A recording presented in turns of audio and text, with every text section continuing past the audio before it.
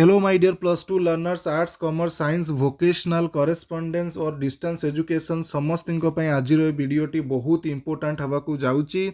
Annual higher secondary examination 2026 appear କରିବାକୁ ଯାଉଥିବା ପିଲାମାନେ ଅପେକ୍ଷା କରିଥିଲେ କେବେ ମିଳିବ ଆଡମିଟ୍ କାର୍ଡ଼।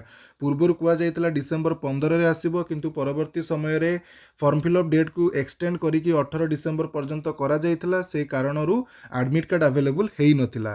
ତ ଆଜି ମାନେ 19 December 2025 admit card related notification ଆସି ସାରିଛି। ଆଜି ଆଭେଲେବୁଲ୍ ହେଇଯିବ କଲେଜ ଲେବୁଲ୍ରେ।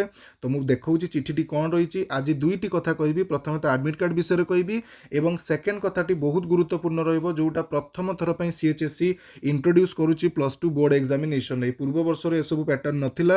ତ ଧ୍ୟାନ ଦେଇକି ଶୁଣ, 2ରୁ 3 ମିନିଟ୍ ମାତ୍ର ସମୟ ଲାଗିବ ଟୋଟାଲ୍ ଭିଡ଼ିଓଟି। ଓକେ, ତ 19 ଡିସେମ୍ବର 2025ରେ कंट्रोलर ऑफ एग्जामिनेशन CHSE समस्त प्रिंसिपल मानकु HSS प्रिंसिपल मानकु लेटर माध्यम रे जणाइचंती जे आज माने 19 डिसेंबर 2025 रे आमे माने CHSE वाला कौन करिवे, कॉलेज रो ई स्पेस अकाउंट रे एडमिट कार्ड गुड़िक आवेलेबल करईदेवे। ओके, तेणु जो पिला माने रहिले रेगुलर हुंतु एक्स रेगुलर हुंतु आर्ट्स कॉमर्स साइंस वोकेशनल किंबा करेस्पॉन्डेंस जे भी रहिले, okay including correspondence course distance समस्त एडमिट कार्ड एका संगे आवेलेबल कर दिया जीव।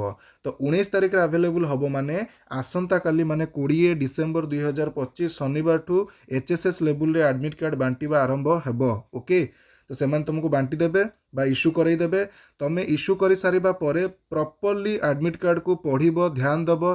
तुमर नेम, तुम फादर्स नेम, तुम mother's name, subject of examination, category A सब निर्भुल भाव में लेखा हितवा दरकार। कौन सी स्पेलिंग एरर किंबा भूल भाल न लेखा हितवा दरकार। जदि सब किछि ठीक ठाक अछि, एडमिट कार्ड रे प्रिंसिपल सर साइन करिवे, तुमे माने मध्य निजे साइन करिबो कलेक्ट करिबा पूर्वरु। से कथा एटारे लेखा जाइछि।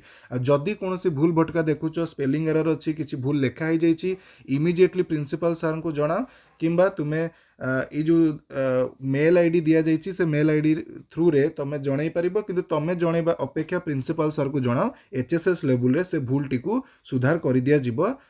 HSS वाला लेखिकी पठेबे काउंसिल को एवं एडमिट कार्ड ठीक हो। 99% केस रे भूल भाल नथिबो, बिकज कंप्यूटराइज सिस्टम रे सब होउची, बट बाय चांस जदि किछि भूल भाल हेइ जाइथिबो रेक्टिफाई कर दिया जिवो। आशा करूची पिला माने इन्फॉर्मेशन पाई गले। 19 डिसेंबर 2025 को कॉलेज लेवल अवेलेबल हो जिवो एडमिट कार्ड।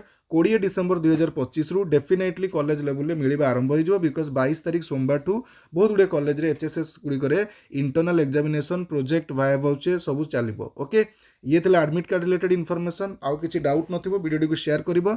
बर्तमान आ गोटे गुरुत्वपूर्ण कथा देखुची, गोटे मिनिट मात्र समय नेबी।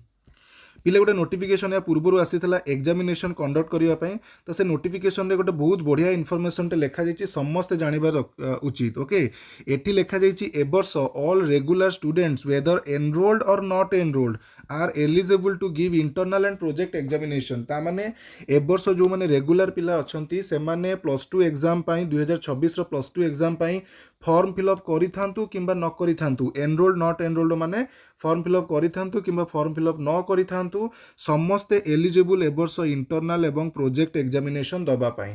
तार सिंपल लॉजिक होची कोन ना, आसंता वर्ष टू तमे एक्स रेगुलर पिला हे जिवो। जदि ए वर्ष के खराब कले आसंता वर्ष टू एक्स रेगुलर हे जिवे। एक्स रेगुलर पिला इंटरनल देबेनी कि प्रोजेक्ट देबेनी। ओके, से माने केवल एनुअल एग्जाम देबे। तो जदि तमे ए वर्ष एग्जाम अपियर करूनो रेगुलर पिला इंटरनल किंबा प्रोजेक्ट, तो आसंता वर्ष केवल एनुअल एग्जाम दबो, तमर इंटरनल सून एवं प्रोजेक्ट सून हे जिवो। बुझीपारुच, से तुमे ए वर्ष एनुअल एग्जाम दियो न दियो कंपलसरी तुमे माने ए वर्ष रेगुलर पिला जो माने अछंती से माने इंटरनल एवं प्रोजेक्ट एग्जामिनेशन डेफिनेटली अपियर करिवे। ओके, तो मोर इन्फॉर्मेशन समस्त पिलांक पाखु स्प्रेड कर।